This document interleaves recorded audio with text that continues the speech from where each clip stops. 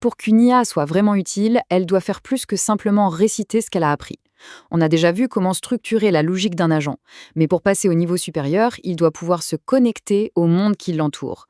Et c'est précisément là qu'entre en jeu une idée fascinante, l'utilisation d'outils. Alors, pour bien comprendre, partons du problème de base.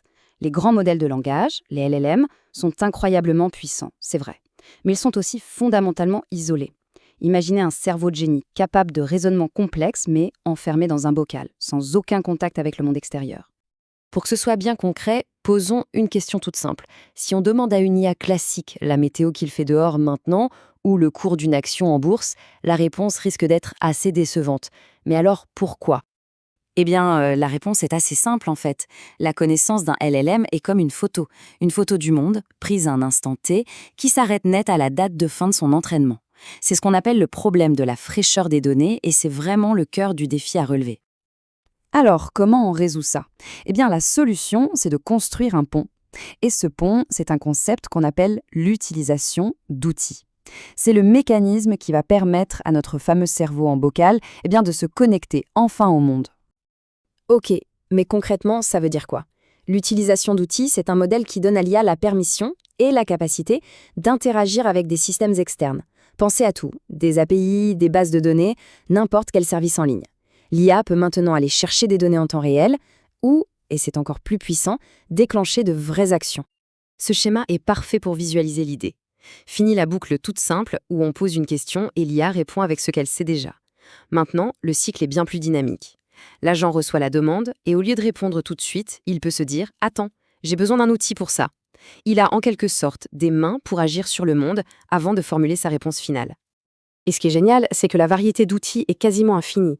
On peut penser à des recherches web en direct, des requêtes dans des bases de données d'entreprise, des interactions avec des messageries, des systèmes de cartographie. C'est tout un univers de possibilités qui s'ouvre à l'agent.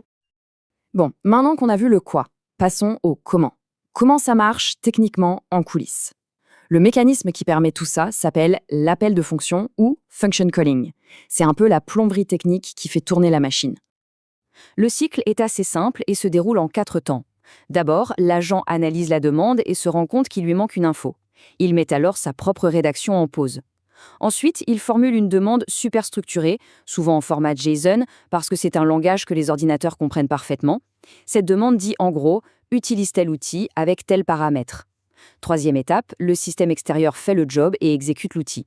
Et enfin, le résultat est renvoyé à l'agent qui l'intègre pour construire une réponse finale, complète et à jour. En gros, ce cycle, c'est vraiment le moteur qui transforme une simple question en langage de tous les jours en une action concrète et mesurable dans le monde réel. Et attention, ce n'est pas juste une petite amélioration, c'est un vrai changement de paradigme sur ce qu'une IA peut faire. Voyons maintenant pourquoi c'est une telle révolution. Parce que l'impact de connecter une IA à des systèmes en direct, il est colossal. Il y a 3 avantages clés vraiment énormes. Primo, ça règle ce fameux problème de fraîcheur des données. L'IA peut maintenant obtenir des infos à la seconde près. Secondo, ça réduit les hallucinations. Au lieu d'inventer des faits, l'agent va se baser sur des données réelles, vérifiables, issues d'une source fiable. Et tertio, ça lui donne une utilité pratique. L'IA passe de simple causeur à un assistant qui peut vraiment faire des choses. Rien de tel qu'un exemple concret pour vraiment saisir la différence. C'est en voyant le avant/après qu'on mesure le bond en avant que ça représente. Ok, le scénario est tout simple. Une personne veut savoir où est son colis. C'est une question basique qu'on pourrait poser à n'importe quel assistant virtuel. Et là, la différence est flagrante. Regardons à gauche, l'agent sans outils. Il est complètement bloqué, il s'excuse poliment, mais au final, il ne sert à rien. Maintenant, à droite, avec les outils, c'est le jour et la nuit. L'agent identifie l'outil qu'il lui faut, recherche commande, il va chercher l'info dans la base de données et donne une réponse précise, utile et en temps réel.